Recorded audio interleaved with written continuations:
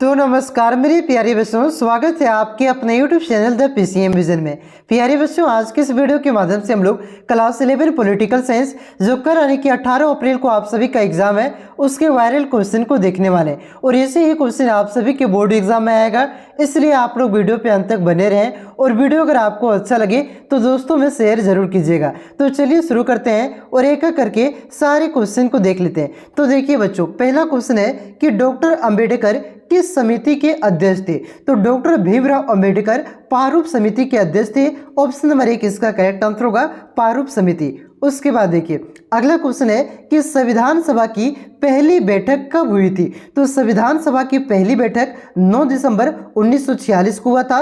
Option number 3 इसका correct answer होगा 9 दिसंबर 1946। उसके बाद देखिए अगला क्वेश्चन है कि किस देश का संविधान अलिखित संविधान का उदाहरण है? तो इसका करेक्ट आंसर होगा ब्रिटेन। ब्रिटेन का संविधान अलिखित संविधान है। ऑप्शन नंबर 4 इसका करेक्ट आंसर होगा। उसके बाद देखिए अगला क्वेश्चन है कि किस देश के संविधान से भारत की संघीय व्यवस्था प्रभावित है? यानी कि भारत की संघीय व्यवस्था किस देश के संविधान से लिया गया है? तो ये आपका कनाडा के संविधान से लिया गया है। ऑप्शन नंबर 3 इसका करेक्ट आंसर होगा कनाडा का संविधान। उसके बाद देखिए अगला क्वेश्चन है कि किसने कहा कि संविधान के बिना कोई राज्य नहीं हो सकता है? तो आपका जेलिनेक ने कहा है। ऑप्शन नंबर 4 इसका करेक्ट आंसर होगा। उसके बाद देखिए अगला क्वेश्चन है कि संविधान सभा में समाजवादी विचारों को अपनाने का प्रबल समर्थक कौन थे? तो ये आपका पंडित जवाहरलाल नेहरू थे। ऑप्शन नंबर 4 इसका करेक्ट आंसर होगा जवाहरलाल नेहरू। उसके बाद देखिए अगला क्वेश्चन है कि किस संशोधन द्वारा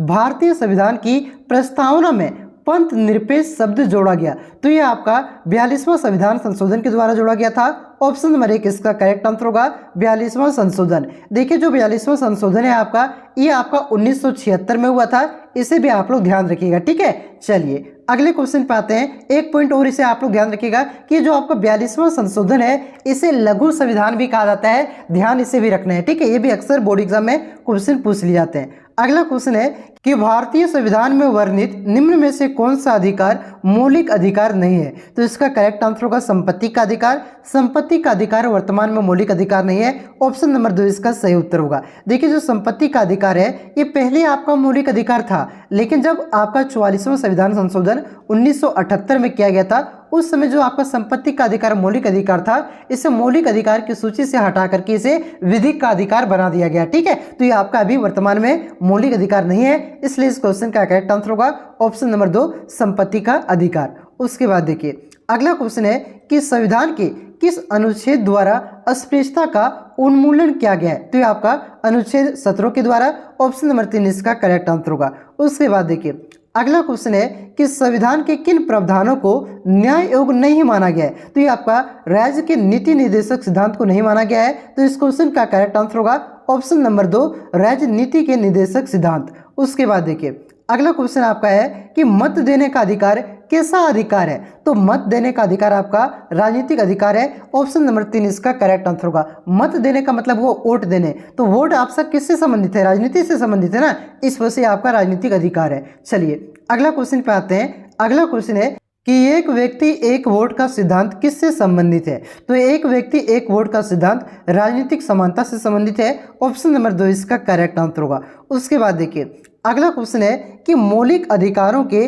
संशोधन में कौन सक्षम है? यानी कि किनके द्वारा मौलिक अधिकार में संशोधन किया जा सकता है? तो ये आपका सिर्फ और सिर्फ संसद के द्वारा किया जा सकता है। तो इस क्वेश्चन का करेक्ट आंसर होगा ऑप्शन नंबर 3 संसद। संसद मौलिक अधिकारों के संशोधन में सक्षम है। ऑप्शन नंबर 3 इसका करेक्ट आंसर होगा। उसके बाद देखिए अगला क्वेश्चन है कि भारत के मुख्य निर्वाचन आयुक्त को हटाने की शक्ति किससे प्राप्त है? तो ये राष्ट्रपति को प्राप्त है। सिर्फ राष्ट्रपति ही मुख्य निर्वाचन आयुक्त को हटा सकता है। ऑप्शन नंबर 1 इसका करेक्ट आंसर होगा। उसके बाद देखिए अगला क्वेश्चन है कि भारतीय संविधान के किस भाग में चुनाव आयोग की व्यवस्था की गई है? तो ये आपका भाग 15 में किया गया है। तो इस क्वेश्चन का करेक्ट आंसर होगा ऑप्शन नंबर 1 15। ये जो 15 लिखा गया आपका रोमन में लिखा गया। रोमन में एक्स का मतलब क्या होता है? तो एक्स का मतलब होता है 10 और भी का मतलब क्या होता है? भी का मतलब होता है 5, ठीक है। तो ये हो गया आपका एक्स और भी मतलब 15 हो गया। चलिए अगले क्वेश्चन पे आते हैं। देखिए अगला क्वेश्चन है कि महिला प्रतिनिधित्व का प्रबल समर्थन किसने किया? तो ये आपका JS मिल ने किया था। ऑप्शन नंबर 4 इसका करेक्ट आंसर होगा। उसके बाद देखिए अगला क्वेश्चन है कि निम्नलिखित में से किसको किसी मृत्यु दंड पाए अपराधी को क्षमा दान करने की शक्ति प्राप्त है। यानी कि जो किसी को फांसी की सजा हो सकती है तो वो फांसी की सजा माफ करने का शक्ति किसके पास है? तो ये आपका राष्ट्रपति के पास है। सिर्फ और सिर्फ राष्ट्रपति ही उसे फांसी की सजा को माने कि मृत्यु दंड को माफ कर सकते हैं। ठीक है, तो इस क्वेश्चन का करेक्ट आंसर होगा ऑप्शन नंबर 1 राष्ट्रपति। अगला क्वेश्चन देखिए, अगला क्वेश्चन है कि किस अनुच्छेद के अंतर्गत राज्यों में राष्ट्रपति शासन लागू किया जाता है? तो ये आपका अनुच्छेद 356 के तहत किया जाता है। ऑप्शन नंबर 4 इसका करेक्ट आंसर होगा। और अनुच्छेद 360 में किसका वर्णन किया गया है? तो याद रखिएगा वित्तीय आपातकाल का वर्णन आपका अनुच्छेद 360 में किया गया है। और अनुच्छेद 352 में आपका इसमें आप लोग राष्ट्रीय आपातकाल का वर्णन किया गया है, इसे भी आप लोग ध्यान रखिएगा। ठीक है, तो यहाँ पे पूछा था आपका राष्ट्रपति शासन, इस विषय इस क्वेश्चन का करेक्ट आंसर होगा ऑप्शन नंबर 4 अनुच्छेद 356। उसके बाद देखिए अगला क्वेश्चन है कि राजनीतिक दलों के चुनाव चिन्ह संबंधी कोई विवाद का निपटारा कौन करता है? तो ये आपका भारत का चुनाव आयोग करता है। ऑप्शन नंबर 4 इसका करेक्ट आंसर होगा। उसके बाद देखिए अगला क्वेश्चन है कि भारत का उपराष्ट्रपति किस सभा का पदेन सभापति होता है? तो ये आपका राज्यसभा का पदेन सभापति होता है। ऑप्शन नंबर 2 इसका करेक्ट आंसर होगा। उसके बाद देखिए अगला क्वेश्चन है कि पोलिश शब्द निम्नलिखित में से किस भाषा से संबंधित है? तो पोलिश शब्द आपका फ्रेंच भाषा का एक शब्द है। तो इस क्वेश्चन का करेक्ट आंसर होगा ऑप्शन नंबर 4 फ्रेंच भाषा से संबंधित है। ठीक है, उसके बाद देखिए अगला क्वेश्चन है कि किसे आधुनिक राजनीति का पिता कहा गया है? तो ये आपका अरस्तु को कहा गया है। ऑप्शन नंबर 3 इसका करेक्ट आंसर होगा। उसके बाद देखिए अगला क्वेश्चन है कि अरस्तु निम्न में से किस पुस्तक का लेखक है? तो अरस्तु के द्वारा इनमें से कौन सा पुस्तक लिखा गया है? तो ये आपका पॉलिटिक्स लिखा गया है। ऑप्शन नंबर 4 इसका करेक्ट आंसर होगा। पूछे रिपब्लिक पुस्तक की रचना किसने किया है? तो याद रखिएगा रिपब्लिक पुस्तक की रचना प्लेटो ने किया है। ठीक है, चलिए अगले क्वेश्चन पे आते हैं। देखिए अगला क्वेश्चन है कि राजनीति विज्ञान शक्ति का विज्ञान है, किसने कहा? तो ये केटलिन ने कहा है। ऑप्शन नंबर 1 इसका करेक्ट आंसर होगा। उसके बाद देखिए अगला क्वेश्चन है कि आंग सान सू की किस देश से संबंधित है? तो आंग सान सू की आपका म्यांमार की निवासी है, ये म्यांमार से संबंधित है। ऑप्शन नंबर 2 इसका करेक्ट आंसर होगा। अगला क्वेश्चन है कि जब हम स्वयं पर शासन करना सीखते हैं तभी स्वराज है, किसका कथन है? तो ये कथन महात्मा गांधी का है। ऑप्शन नंबर 3 इसका करेक्ट आंसर होगा महात्मा गांधी। उसके बाद देखिए अगला क्वेश्चन है कि स्वतंत्रता का अर्थ बंधनों का अभाव है, किसका कथन है? तो ये आपका हॉब्स का कथन है। ऑप्शन नंबर 2 इसका करेक्ट आंसर होगा। उसके बाद देखिए अगला क्वेश्चन है कि हिंद स्वराज पुस्तक किसने लिखी? तो हिंद स्वराज पुस्तक आपका महात्मा गांधी ने लिखा है। ऑप्शन नंबर 3 इसका करेक्ट आंसर होगा।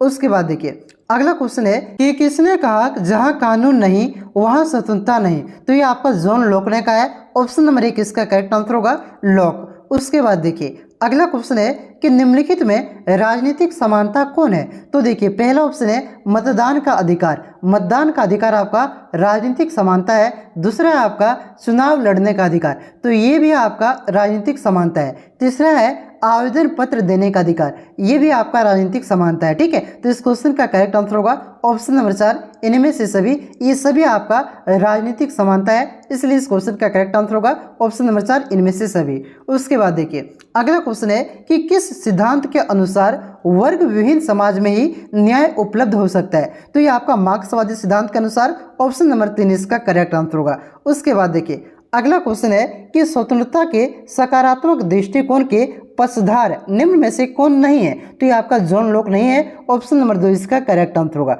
उसके बाद देखिए अगला क्वेश्चन है कि किसने कहा कि राजनीतिक विज्ञान का आरंभ और अंत राज्य के साथ होता है? तो ये आपका गार्नर ने कहा है। ऑप्शन नंबर 3 इसका करेक्ट आंसर होगा। उसके बाद देखिए अगला क्वेश्चन है कि भारतीय संविधान के किस अनुच्छेद में कहा गया है कि कानून के समक्ष सभी व्यक्ति समान है? तो ये आपका अनुच्छेद 14 में कहा गया है। ऑप्शन नंबर 1 इसका करेक्ट आंसर होगा 14। उसके बाद देखिए अगला क्वेश्चन है कि निर्धनता निवारण किस प्रकार के न्याय का एक अंश है? तो आपका आर्थिक न्याय का अंश है। ऑप्शन नंबर 3 इसका करेक्ट आंसर होगा।